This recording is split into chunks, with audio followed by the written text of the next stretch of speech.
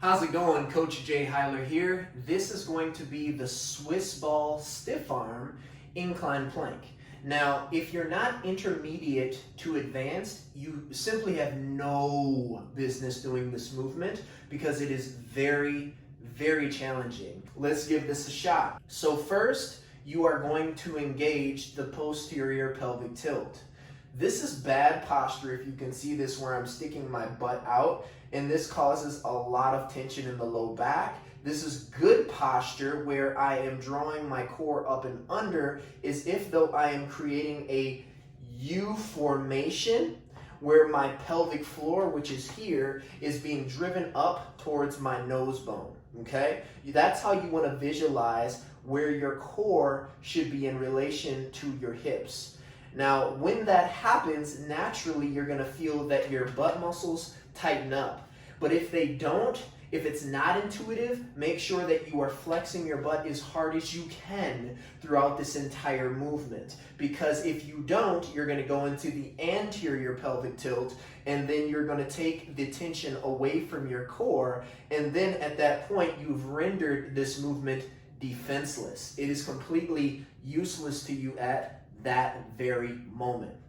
So when we have the posterior pelvic tilt engaged and the butt muscles tight, we're simply going to place our hands on the ball and ground ourselves.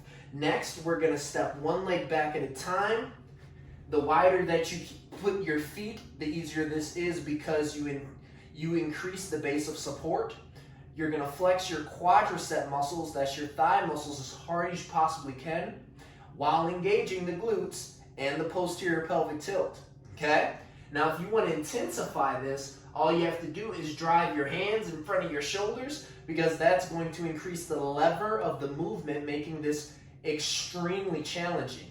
Otherwise, keep your shoulders directly over your elbows if you're more intermediate and further away from advanced. Lastly, tuck your chin so you are not extending your neck. Boom, and hold as long as you possibly can, and then drop safely to your knees, okay?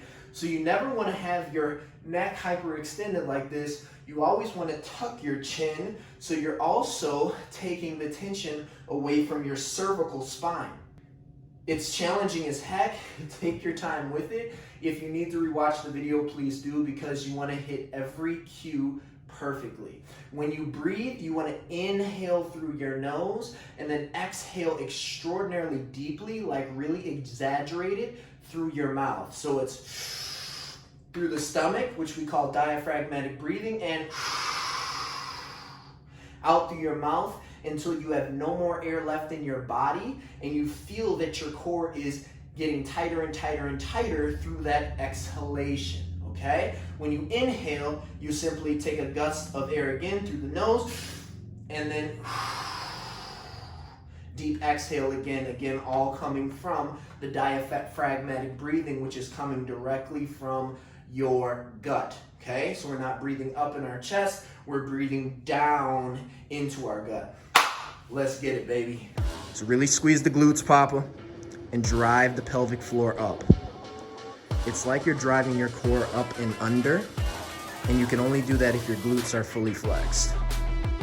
If you want to intensify this, you simply bring your hands and everything in front of your shoulders. And the further that you do that, the more intense this gets to hold your glutes tight and keep the posterior pelvic tilt, which is the real goal. How'd that feel, Papa?